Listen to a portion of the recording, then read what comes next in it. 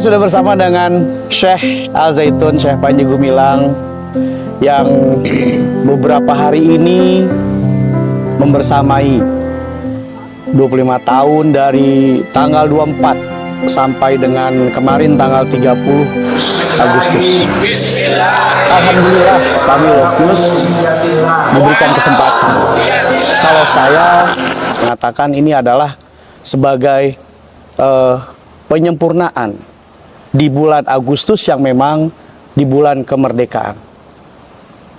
Nanti saya akan bertanya ke Syekh, dan Loggers pasti ingin menantikan ini karena memang di beberapa komentar, baik itu lewat YouTube maupun langsung kepada nomor telepon yang ada di Lokyus TV, gimana kelanjutan, dan ayo dong Syekh langsung di podcast secara langsung.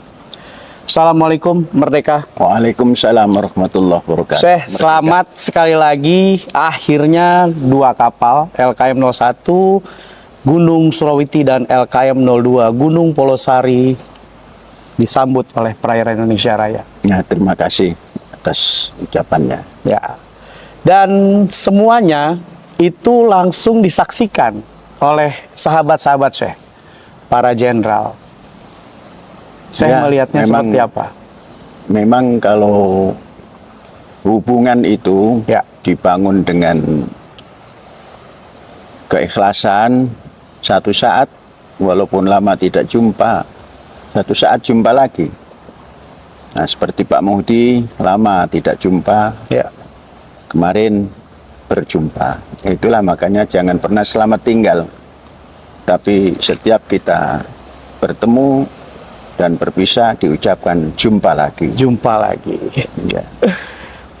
Dalam pertemuan kemarin, kalau Majen Kiflan itu sepertinya memang sudah jadi kebiasaannya saya. Tapi kalau Pak Muhdi nih, yang memang beberapa dari komentar menyampaikan bahkan menanyakan seperti apa persahabatan Syekh dengan Majen Muhdi PR. Ya, persahabatan seorang yang mencintai negaranya, jadi sama-sama mencintai negaranya dalam versi masing-masing. Satu sebagai alat negara, sebagai tentara, dan yang satu sebagai pendidik.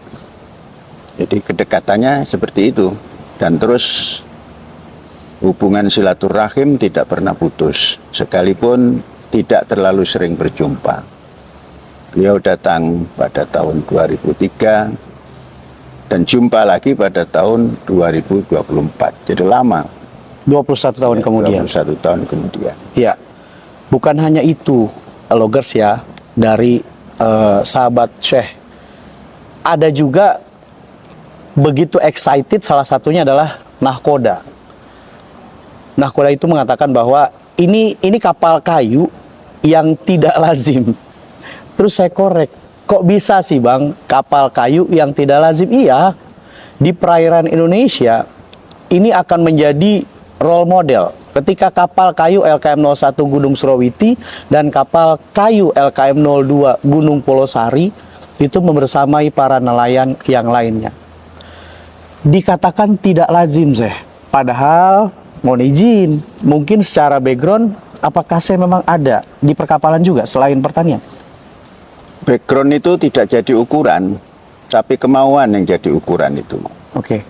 Kita sama sekali tidak ada background dalam arti bisa membuat kapal dan sebagainya. Tapi kita punya kemauan yang kuat untuk bisa membuat kapal. Maka kita melempar mangkok, ternyata nggak goyang. Nah, kalau kita melempar benda yang sama dan mangkok, namun ujungnya seperti kukusan kalau dalam bahasa Jawa yang untuk memasak nasi, itu goyang. Dan rata-rata kapal yang dibuat ujung dasarnya itu lancip. Maka kita rubah menjadi semacam mangkok yang dasarnya rata, kemudian berdiri tegak, hanya diberikan sudut yang agak lancip sedikit saja. hanya 15% begitu. Nah, itu ternyata tatkala kita buat sampai seberat apapun, sebesar apapun, itu tatkala diturunkan sama sekali tidak goyang, laksana di darat saja gitu. Sekalipun kemarin turun itu ombak agak sedikit besar. Jadi itulah yang mungkin menjadikan perbedaan menurut nakoda yang memegang itu. Jadi kalau kena ombak atau kalau memecah ombak itu tetap datar saja. Jadi gelombangnya itu menghadap ke depan. Kalau yang agak sedikit tajam gitu, ujung bawahnya itu dia kalau menghadap atau memotong ombak agak goyang.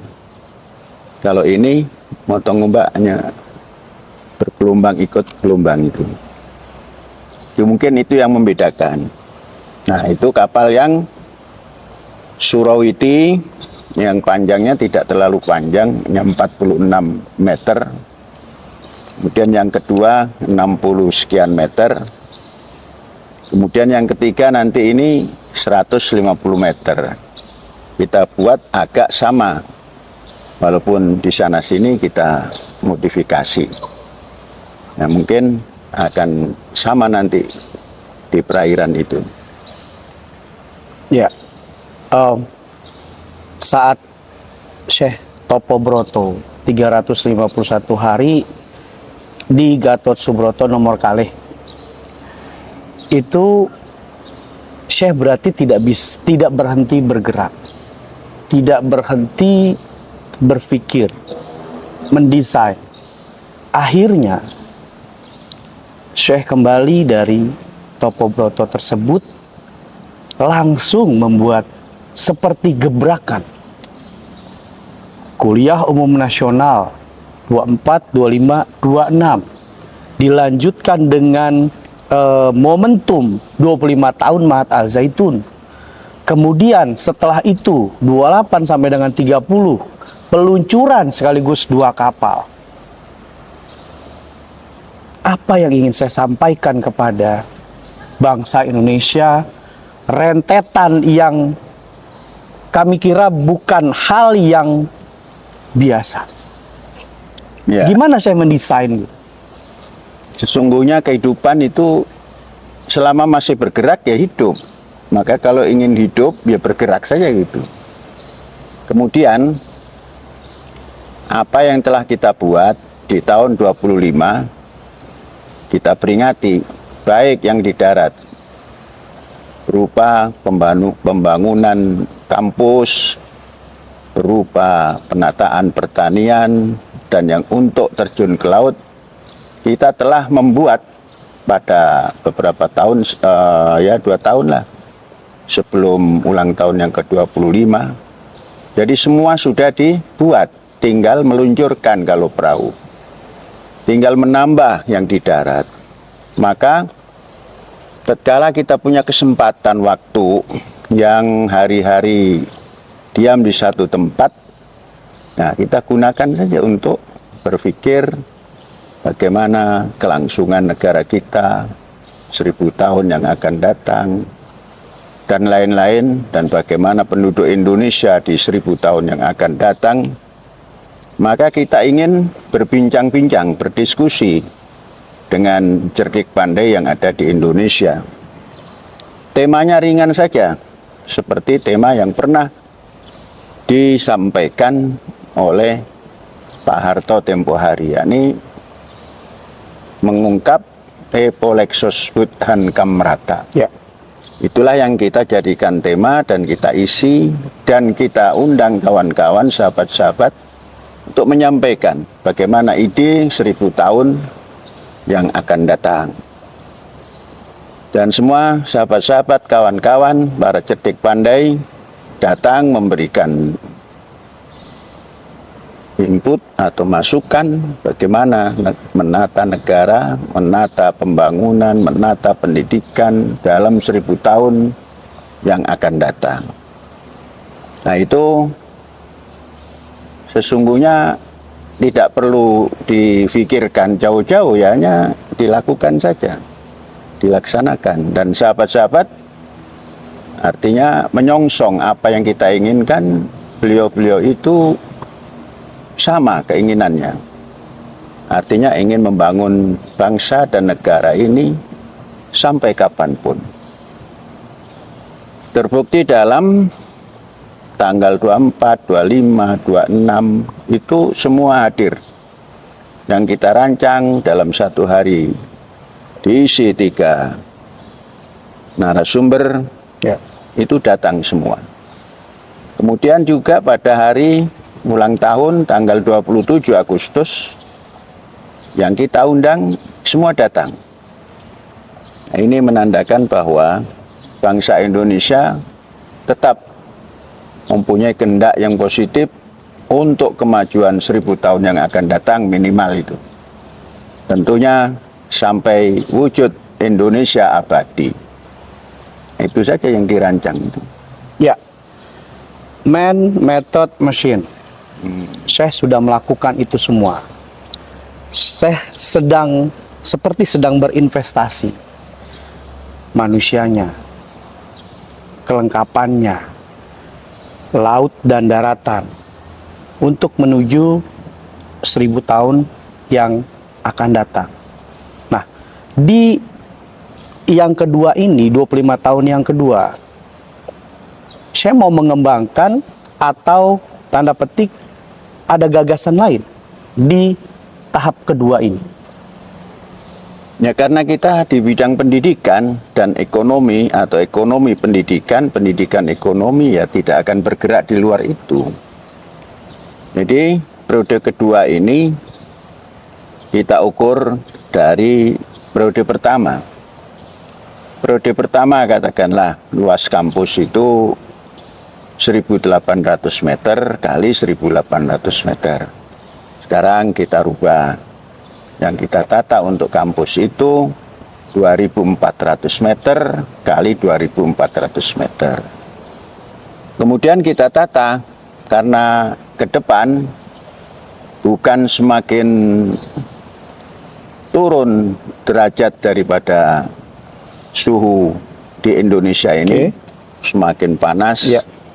Nah, maka kita tata, kita sebar ruang terbuka hijau, kita sebar dengan tanaman-tanaman yang bisa bertahan di musim panas dan bisa memberikan perlindungan pada umat manusia yang lebih tersebar.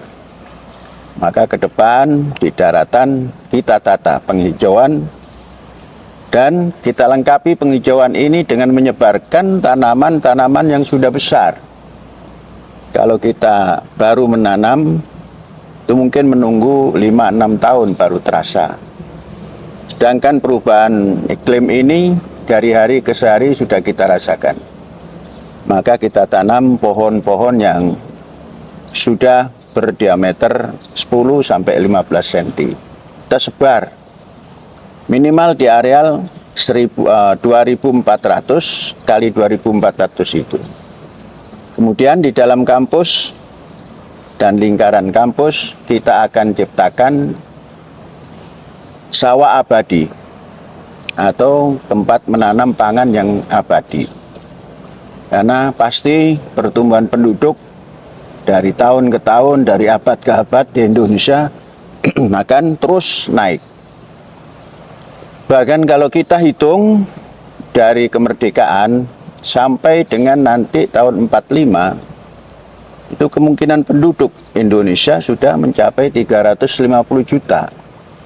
Itu maknanya pertambahan penduduk 500%. Nah, bagaimana dengan 100 tahun setelah 45?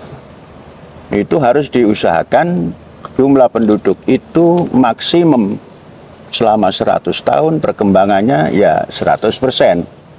Kalau awal kemerdekaan 100 tahun pertama itu 500%, ya jangan sampai perkembangan penduduk itu seperti itu juga, jangan. Harus ditata sehingga paling tinggi 100%. Kalau itu terjadi maka 700 juta penduduk. bagaimana pemakanannya? Nah, pemakanan bagi bangsa Indonesia, karena Indonesia ini memiliki lahan pertanian atau lahan yang bisa dibuat pertanian cukup luas. Luas areal tanah Indonesia itu 190 juta hektar. Nah, kalau sampai dengan 1000 tahun itu mencapai keperluan lahan kalau tetap dengan teknologi yang sederhana itu kurang lebih 90 juta. Masih bisa diusahakan. Namun kalau hanya dengan cara yang sederhana itu mungkin capek. Maka harus ditingkatkan bagaimana cara mempersiapkan pangan dengan lahan yang tidak terlalu luas namun produksi yang bagus. Maka harus ada pendidikan. Nah, pendidikan ini sangat perlu. Pendidikan baik itu vokasi maupun yang lainnya di bidang pertanian pangan maupun di bidang pangan yang non pertanian. Ini umpamanya perikanan, ternakan, kemudian kelautan. Karena semua itu dihajatkan oleh makhluk hidup. Dan ini bisa dimulai dari sekarang. Kemudian kalau ditata dengan kepemimpinan yang tinggi, kepemimpinan negara yang disiplin, saya rasa 10 tahun itu perkembangannya akan terasa. Katakan Pak Prabowo mendisiplinkan kementeriannya untuk fokus dalam membangun dan memproduksi apa yang harus diproduksi, itu akan perubahan akan nampak. Kemudian tentunya salah urus diperkecil kalaulah tidak bisa menghapuskannya. Salah urus biasanya orang menyebutkan yaitu korupsi. Kemudian dalam maju ke depan ini dasar negara juga harus diperkokoh. Jangan keluar dari dasar negara setiap melangkah untuk membangun Indonesia ini.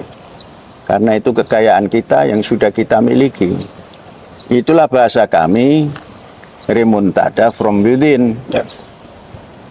Bangkit kembali dari dalam. Dari dalam itu apa intinya? Dasar negara sudah punya kita. Bukan sedang mencari. Yang mencari adalah parent founding kita. Kakek moyang kita yang mendirikan bangsa inilah yang telah mencari dan menjadi kekayaan.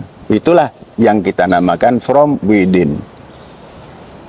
Dari dasar itu kita melangkah untuk ekonomi, untuk sosial budaya, untuk peradaban, untuk pendidikan, untuk pertahanan, dan lain sebagainya. Epolexosbud berdasarkan itu.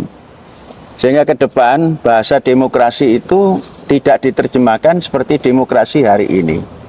Demokrasi yang mengikut lunas-lunas atau aturan-aturan yang terkandung di dalam dasar negara yang 5 itu. Sehingga nanti dengan pendidikan yang tertata tadi, kita bisa menyelaraskan antara rohani penduduk Indonesia dan jusmaninya atau jasmaninya selaras. Keberagamaan bangsa Indonesia dengan rasionalitasnya selaras. Nah, kalau ini sudah selaras, maka nanti akan tumbuh peneliti-peneliti yang dihasilkan dari kampus-kampus pendidikan, itu akan menjadi buah, yaitu ada ilmu yang khusus yang diteliti oleh anak-anak Indonesia atau pemuda-pemuda Indonesia atau bangsa Indonesia, sehingga ada satu ilmu yang didapat oleh penelitian anak-anak Indonesia, bangsa Indonesia, yang bisa disebarkan untuk diri dan untuk masyarakat internasional. Dan dalam kehidupan seperti ini, kita semestinya menata metode untuk bisa kerja, untuk bisa mempraktekkan seluruh ilmu yang kita sudah punya.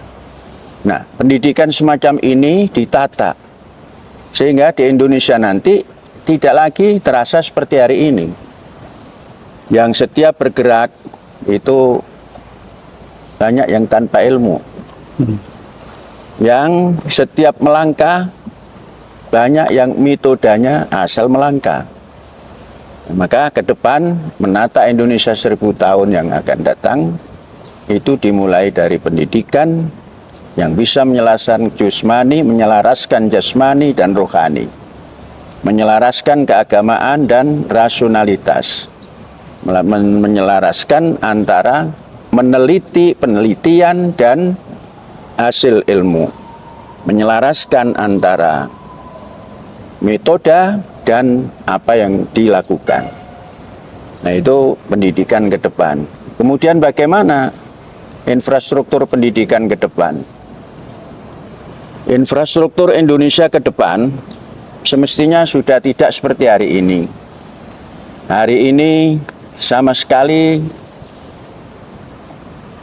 pendidikan yang dibangun oleh negara itu tidak berbasis dormitory, namun berbasis hanya pengajaran. Sehingga nilai-nilai dasar negara ini sama sekali tidak bisa diimplementasikan karena hanya diajarkan. Nah, ke depan akan lebih sempurna kalau pendidikan ini diatur. Para pelajar belajar di dormitory, di manzilut tullab atau di asrama pelajar selama 1 semester. Kemudian libur dalam 1 semester 1 bulan. Kemudian masuk lagi 1 semester lagi dan libur 1 bulan. Ini bisa ditanamkan moralitas bangsa, kualitas bangsa, kemudian tata krama, dan lain-lain yang dulu dinamakan tata krama atau pelajaran budi pekerti. Kemudian menciptakan persatuan melalui pendidikan yang terarah seperti tadi, ini akan lebih bisa dirasakan. Hari ini untuk mencapai itu sulit karena memang sarananya tidak ada. Coba kita bayangkan anak-anak kita pagi-pagi bangun pagi, kemudian siap-siap, kadang-kadang tidak sempat makan pagi, berangkat. Yang punya mobil diantar mobil, yang tidak punya mobil naik motor, yang tidak punya motor naik bus umum. Nah, itu nanti kualitasnya antara yang diantar pakai mobil, yang pakai motor, yang pakai umum, kendaraan umum akan beda. Sampai di tempatnya pun akan beda. Ya. Kemudian nanti di dalam sekolah ada yang belum siap karena tidak sarapan pagi. Maka sarapan paginya didapat dari lingkaran sekolah yang dimasak oleh orang yang kita tidak kenal. Ya.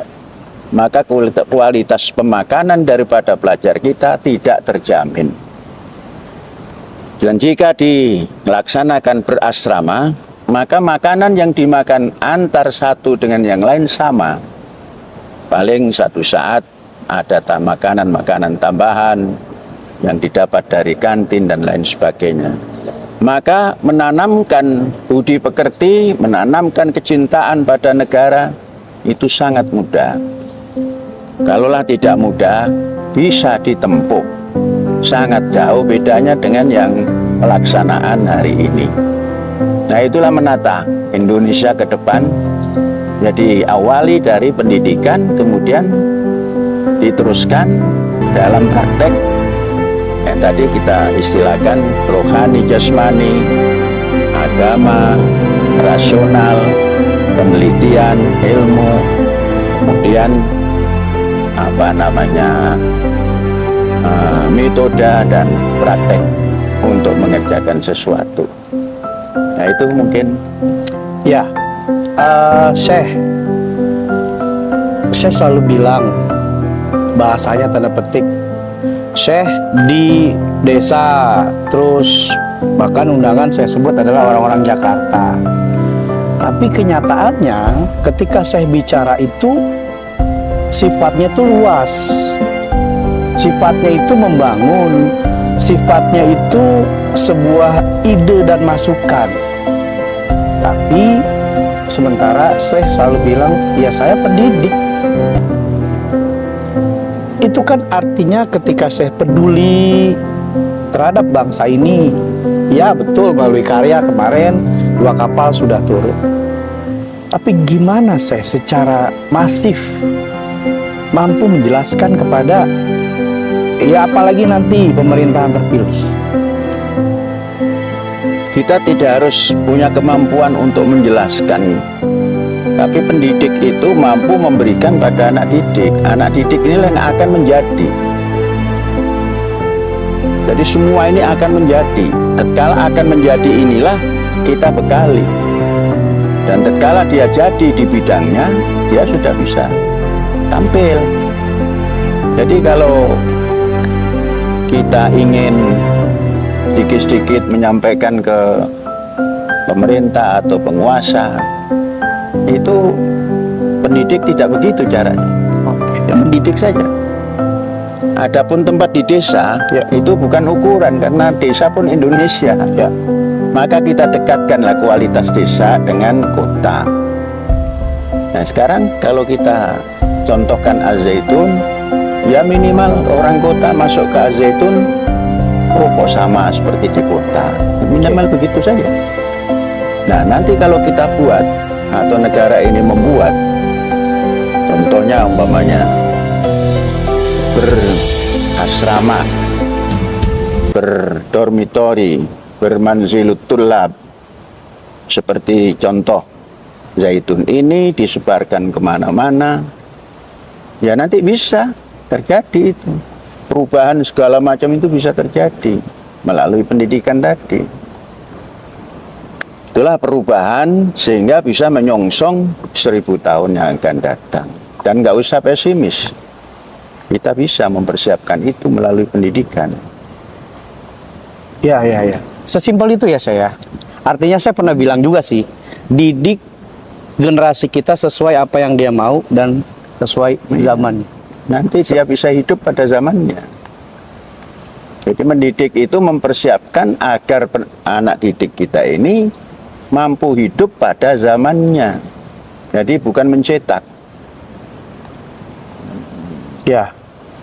Kemarin sempat kami ketemu dengan para santri. Mereka penasaran saya. Kapal yang dibuat oleh Syekh itu seperti apa? Ya, artinya mereka sudah mulai tertarik. Sudah mulai tertarik dengan dunia maritim dan nahkoda. Apa yang akan dibuat oleh Syekh melalui nanti ustadz dan ustazahnya menyampaikan tentang yang sudah dibuat, yaitu kapal LKM 01 dan kapal kayu LKM 01 dan kapal kayu LKM 02. Apakah para santri akan diajak atau bagaimana? Bukan sekedar diajak, kita juga akan mendirikan sekolah yang berbasis profesi. Jadi kalau kejuruan begitulah, jadi kejuruan maritim atau kelautan, kejuruan pertanian, kejuruan pertukangan, tapi tidak melupakan dasar kepesantrenan. Ini akan kita buka, dan sekarang kita mulai sekolah vokasi yang seperti itu hanya dalam bentuk ekstrakurikuler. Nah nanti yang resmi, artinya ada vokasi yang resmi di kelautan, di pertanian, di peternakan, semua hajat hidup. Karena pangan ini diciptakan oleh Sang Maha Pencipta sebagai pangan manusia dan pangan bukan manusia untuk makhluk yang lainnya.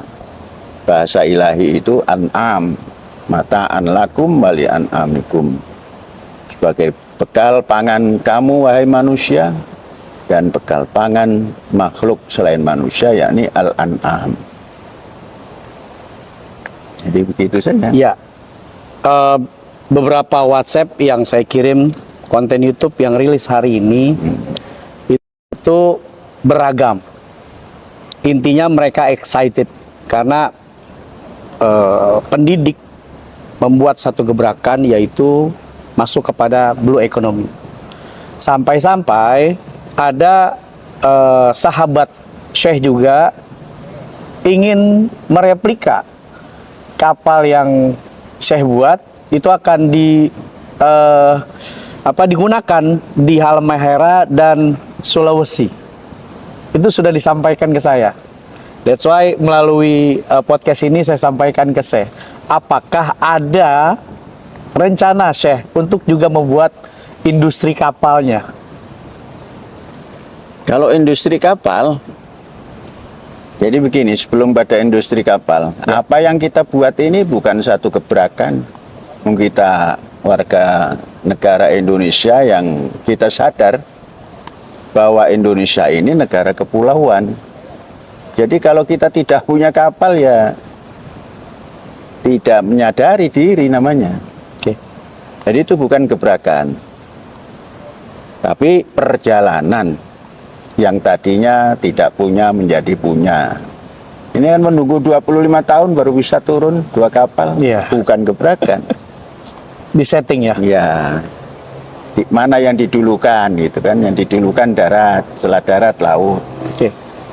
Adapun membangun kapal, ya kita membangun saja terus.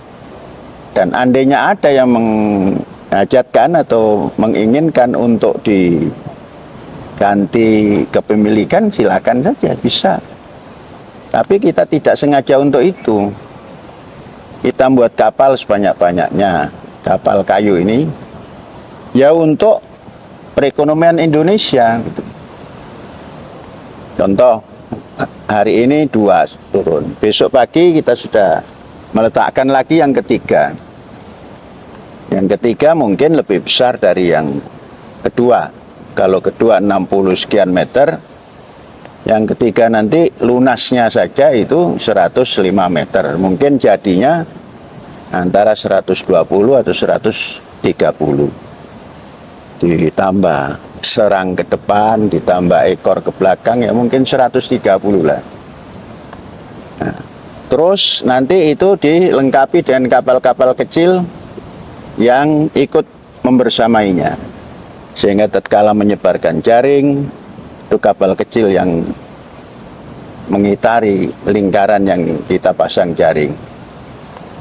Dan kita akan membuat kapal yang besar ini untuk stay di tengah laut. Ya. Sehingga nanti produknya, ikan dan sebagainya diambil untuk ke darat. Sambil ganti ship, nakoda dan ABK pulang setiap 3 bulan sekali atau 4 bulan sekali menurut kesepakatan. Ya. Kemudian menambah BBM dan akomodasi lainnya. Nah, sehingga nanti kapal itu nggak terlalu gerak, ada di tengah laut saja. Yang bergerak itu adalah kapal pengambil hasil. Jadi nanti lalu lintas kapal besarnya ini mungkin 2 tahun sekali atau 3 tahun sekali docking untuk dibersihkan, kerang-kerang yang nempel itu dibersihkan dan dicat ulang, ditambal kalau perlu penambalan, dan diganti papannya kalau perlu diganti. Jadi memproduksi kapal itu ya seperti itu saja. Adapun nanti ada yang pesan ya dibuatkan. Nah, itu. Saya itu amazing banget ya saya. Apa yang saya sampaikan itu, saya yakinnya nih saat ini kok ya belum ada gitu saya personality seperti itu yang saya melihatnya ini sangat komprehensif. Beberapa saat lalu saya pun mengatakan kadang orang ketika membuat sesuatu itu nggak ngeh. Bisa seperti itu saya. Contohnya seperti apa? Ya, saya pernah bilang ini kita sudah seperti ini, tapi ternyata kok ya jadi ya 25 tahun perjalanan. Itu gimana saya menjelaskan kepada kita semuanya nih? Iya, kalau kita berjalan dengan membuat sesuatu, artinya ada yang kita tinggalkan hasil perbuatan kita itu. Dan sedikit demi sedikit itu kan, kalau kita melangkah dengan berbuat, di ujung waktu tertentu, katakan 10 tahun, 20 tahun, 25 tahun, kan kita bisa melihat, oh segini hasilnya. Jadi gitu saja, nggak susah itu. Ya berbuat. Kalau tidak berbuat ya hanya satu saja gitu. Yang ada pertama sudah. Ya, kita berbuat terus. Makanya sebelum membuat sesuatu kita siapkan. Ini nanti di mana letaknya, ini di mana letaknya. Jadi kita buat set plan dulu. Karena kita punya pengalaman, pendidikan kepesantrenan itu rata-rata tidak memiliki set plan. Nah, memang karena cara metodenya beda. Dulu itu punya lahan 1 hektar dibangun, ternyata nanti ada lagi dibangun entah di mana. Jadi tanpa set plan. Ya. Penyempurnaan 25 tahun Mahat Al Zaitun, beberapa kali Syekh mengatakan cintai sesama seperti mencintai dirimu sendiri. Cintai bangsamu melebihi dirimu sendiri. Di podcast kali ini eksklusif, kami ingin Syekh menjelaskan kata-kata atau saya mengatakan ini magic word buat kita semua. Silakan Syekh. Ya, kata-kata itu, cintai sesamamu seperti kamu mencintai dirimu sendiri. Cintai negaramu seperti atau melebihi daripada kamu mencintai dirimu sendiri. Ini suatu simbol persatuan. Kalau persatuan tanpa itu nggak bisa, persatuan nggak bisa diwujudkan. Karena persatuan itu apapun intinya manusia. Jadi persatuan Indonesia ya begitu tadi, cintai sesamamu. Sesamamu itu sesama manusia. Seperti kamu mencintai dirimu sendiri. Nah, kemudian karena kita duduk di sebuah negara, di suatu negara, di suatu tempat, maka ayo kita cintai negara kita lebih dari kita mencintai diri kita sendiri. Itulah persatuan. Sehingga wujud nanti satu sikap, Indonesia rumahku. Indonesia rumahku. Ya. Asia halaman rumahku. Asia halaman rumah. Eropa, Afrika, Amerika tempat rekreasiku, kan begitu, karena bersatu. Asik ya Syekh.